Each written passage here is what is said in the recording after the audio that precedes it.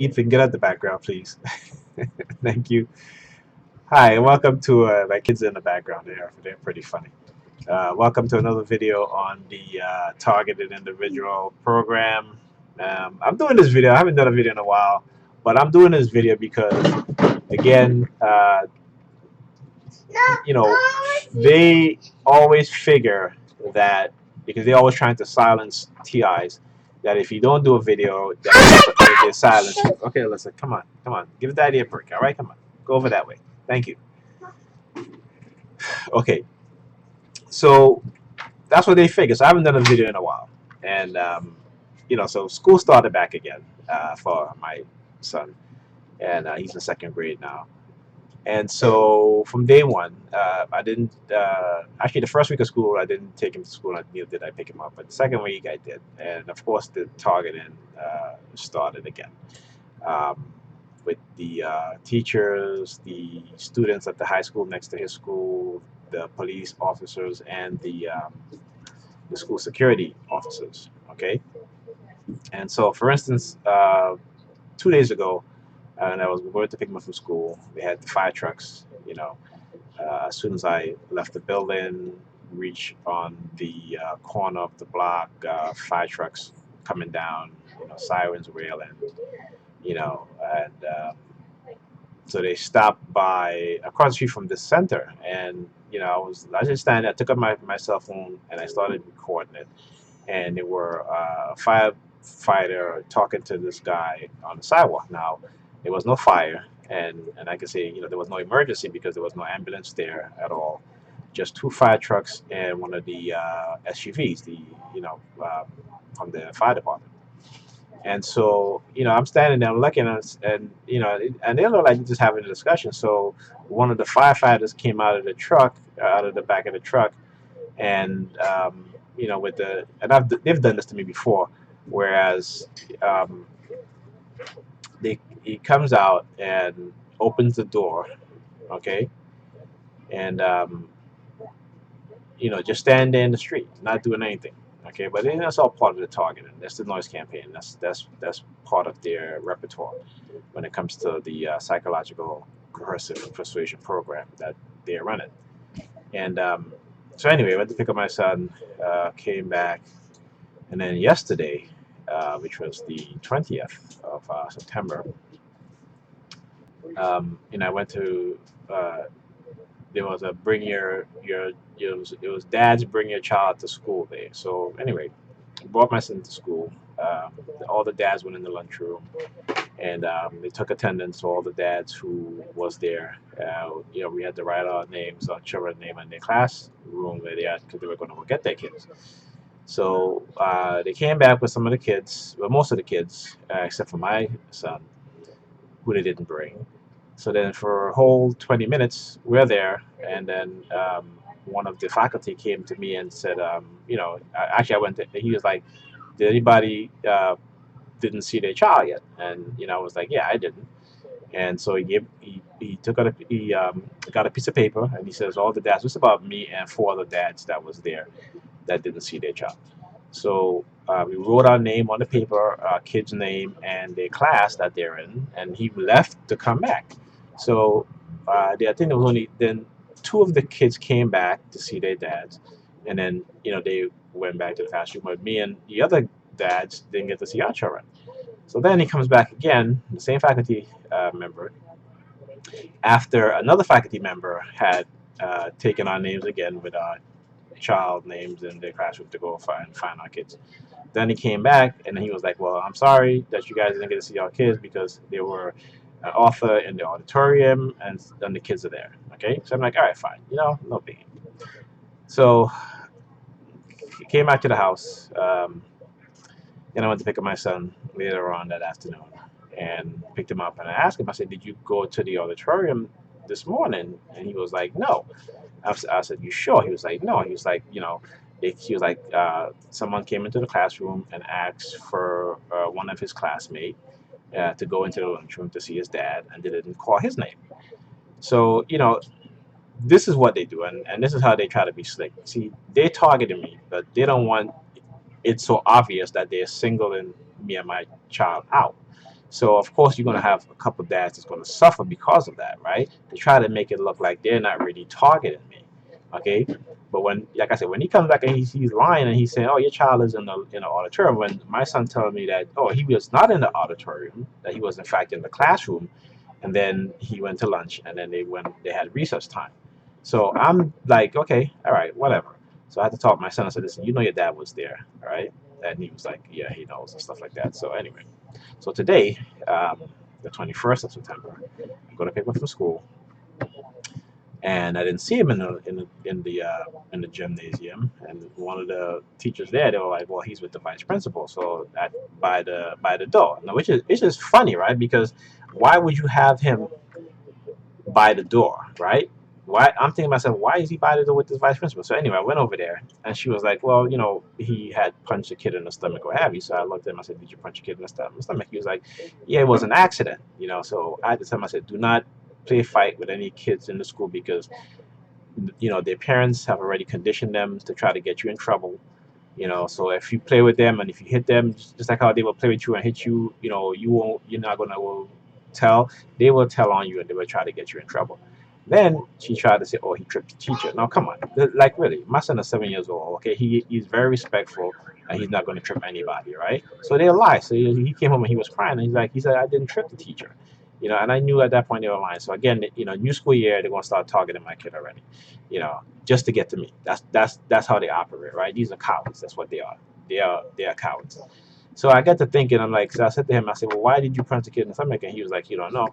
And listen, I'm a victim of coercive persuasion program, also a victim of illegal experimentation. I do have a microchip, which is for what is called remote neural monitoring. Okay, this is how they are testing out the technology on unwitting, you know, uh, non-consensual people, like, such as myself, who calls ourselves TIs. And so this is what they're doing. So anyway, so you said he didn't. So anyway, so he was like, they were like, well, he did apologize to the kid. So I said, okay, well, that's my son, because I know he's going to apologize. If it's an accident, he's going to say he's sorry. He didn't mean to do it. So anyway, as I'm leaving the school, we go into the schoolyard to exit out the gate. This Spanish woman, okay, now she sees me and my son walking, right? So we're on the left side, and she's coming to the right to turn into the gate. Now I'm on the left side. There's no space on the left side for her to even pass. So she just, as soon as I stepped out of the gate, she just quickly just walked in front of me, and I bumped her, and I was like, "Listen, come on, you see me walking, right? You want to go into school? You could have went on the other way. It's right there, okay? Why are you crossing in front of me?" So then, but the thing is that when she was crossing in front of me, she wasn't even looking that way she was going. She was just looking in my face.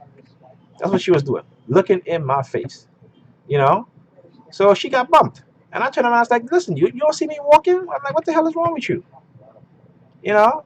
She, this is the type of mentality that these people who participate in this type of program, right? Because they're given, anonymity, and they're given protection from prosecution, because this is being done by the state. This is being done by the government, state security agencies, the CIA, the FBI, the local uh, law enforcement.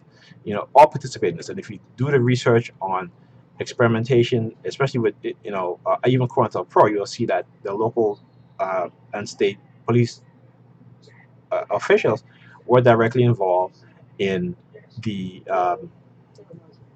the surveillance, the setups, the framing of activists and stuff like that. The police were directly involved, but now they've got a way in which now they have the civilians involved, right? The civilians involved in targeting, psychologically targeting certain groups of people, all right, or certain people, such as myself, especially those in the TI community. So anyway, and I just find it very odd. But anyway, so I was trying to think of, well, why did my son punch this kid in the stomach, right? And for me, I know because microwave, there are times when I'm in the house and I know that we're all being microwave because they try to use my kids to psychologically target me in a way, by certain things that just kids just don't. those are not the behavior of kids, of children, you know. But when you're a target and you being exposed to microwave, and the people around you and the family around you being exposed to a microwave, which is used for mind control, it's jarring. And the fact that when you're a target and you first start going through this, it's kind of overwhelming. But having been going through this for over 14 years, I can recognize and you know, and know that this is not my kids, this is not their mom, this is not my family member, even though some of them willfully and knowingly participating because they know the program and they do participate in the program themselves in terms of the psychological harassment and torture of myself, to cover up, and this is basically to cover up the crimes of the illegal experimentation. That's what this is about. So the psychological program, which is called coercive persuasion program, is to silence the victim of these crimes. Okay, and you can Google that coercive persuasion program. Hey, Alyssa, come on, get down from there. Get down. Go that way. Come on. Thank you. So, this is part of the program, and they've convinced the general public that this is a program that they should participate in, right? So how did they convince the general public of that? So one is to villainize the target through setups, frame-ups, to make the target look like they're a threat, he or she is a threat. Okay, the threat to national security, a threat to public health, a threat to to society in general, and a threat to themselves and those close to them. So they have to, create a psychological program in which they know that people will participate in without revealing, what it is that they're doing, right? And that's why it's being done psychologically. That's why it's called a coercive persuasion program. It's a psychological program to try to get people to think, behave, and act the way how they want them to behave. Okay? And so, I did a show last night, and it was very interesting because all the stuff that's happening, going on, the killing of unarmed black men by white police officers, a continuing thing that's being done, and yet black people as a whole, we march and we protest, and nothing ever changed. And when are we going to learn that marching and protesting is not going to do anything?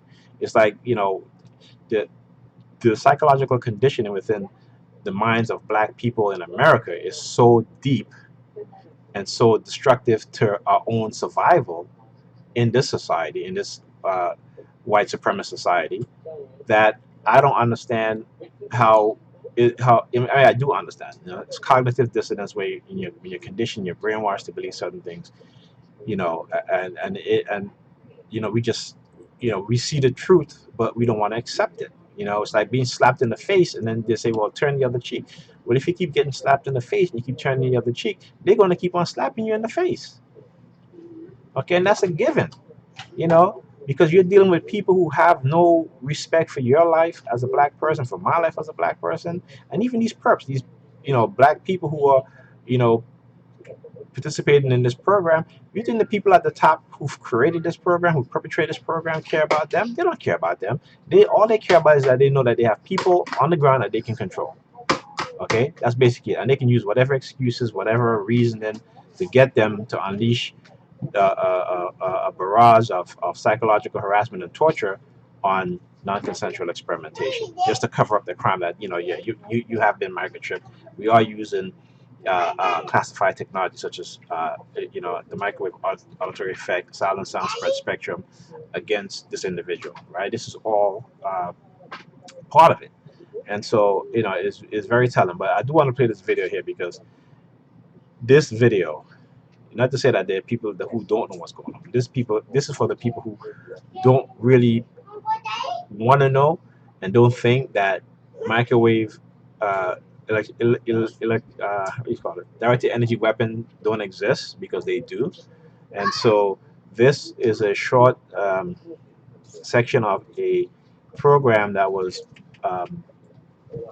created by the Science Channel, and it talks about microwave in terms of using it for mind control.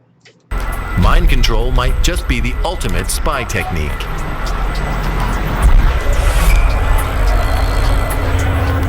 Will will it ever be possible to read the thoughts and feelings of another human being? And that is possible. Maybe even I'm put here to ideas tell you. into their head. Victim. That is Science is finding a way. At the height of the Cold War, both sides sought to perfect mind control or brainwashing techniques.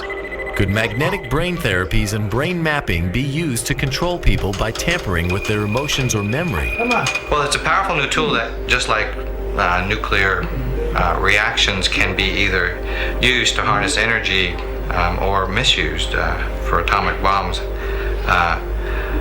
And with the ability to go in and push and pull brain regions, you can use that in therapy, which is what we're doing here, or potentially use it for misencoding of information or other things like that. So just like any tool that our society has, it's really up to us as a society to make sure that it's used properly. Microwaves and other radio frequencies are known to affect the human body.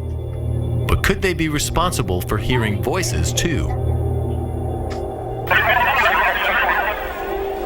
In Chicago, Illinois, a world authority on microwave hearing shows how it could work.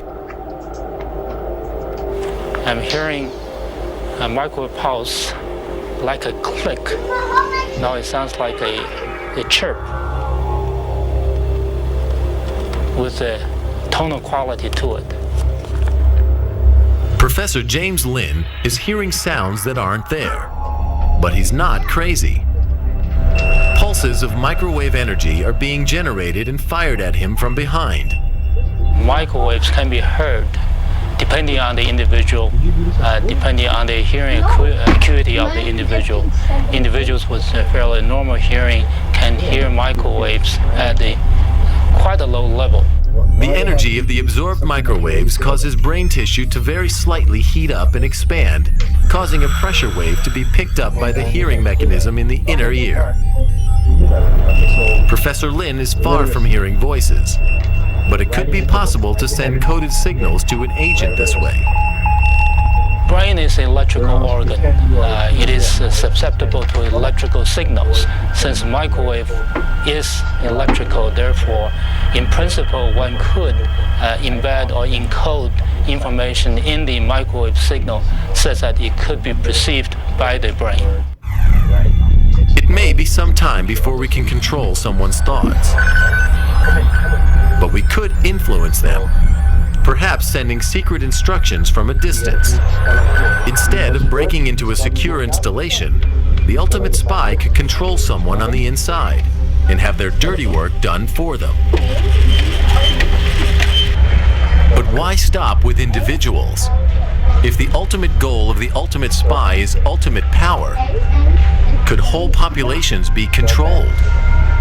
The answer is frightening.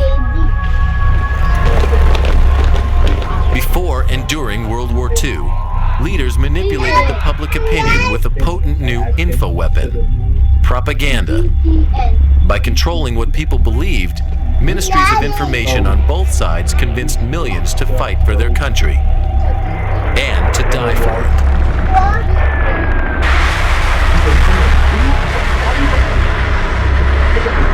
Even today, governments present information precisely to control the mood and morale of civilian populations.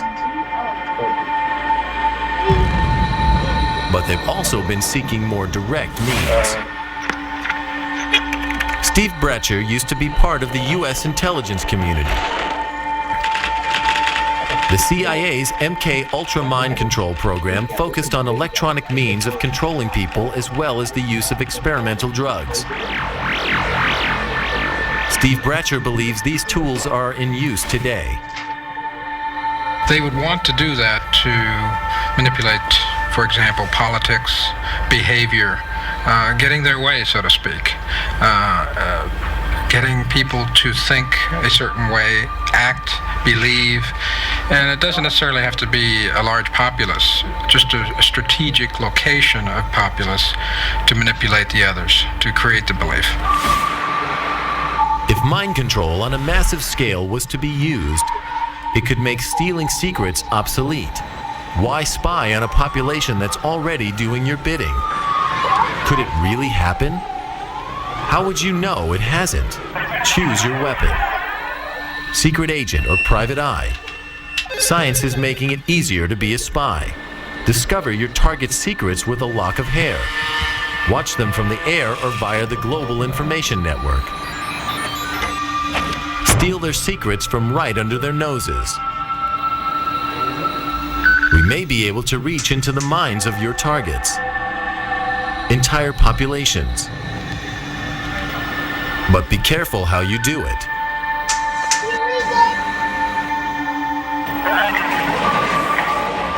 Spies abound. And spies like you might already know your not so secret plan.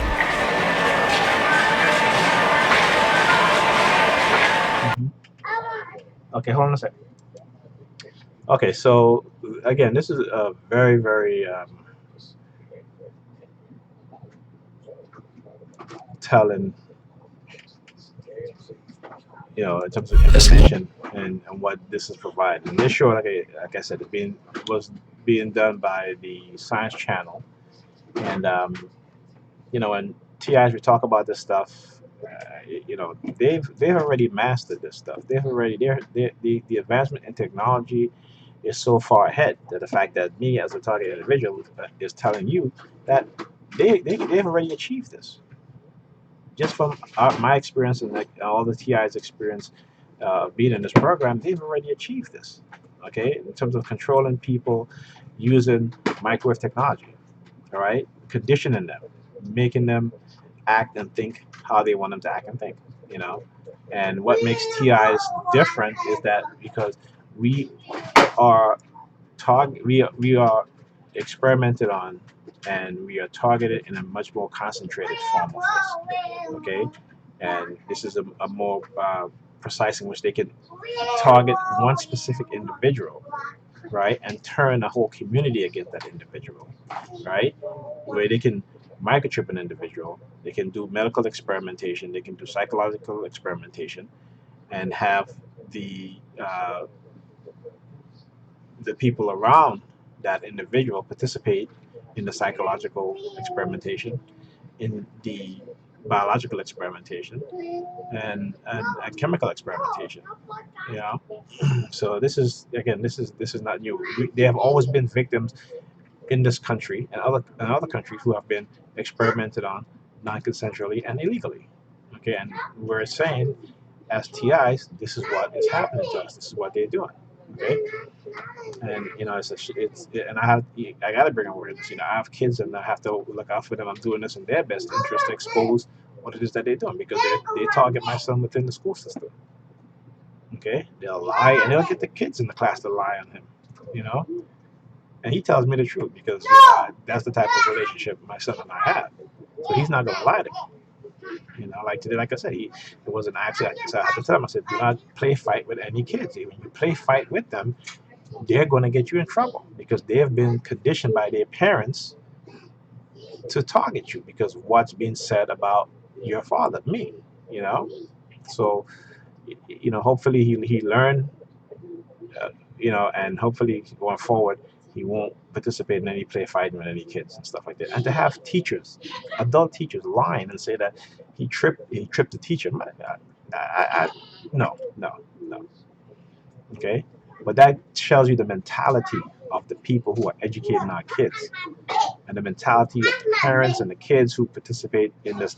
And a lot of it is cult driven. It is cult driven. It's cult driven through a religious doctrine, religious indoctrination.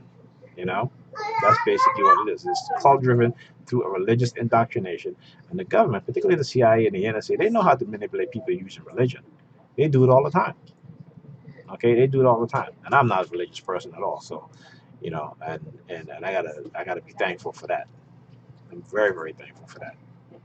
Okay, anyway, so that's the end of this video. I hope you guys enjoyed the little video that I shared, and for the TIs, keep your head up. Keep exposing what it is that these people are doing. Don't be shy. Don't be afraid. And use your camera to capture any type of targeting that you may. Your cell phone camera capture any type of targeting that you may experience, and expose it. You have to do that.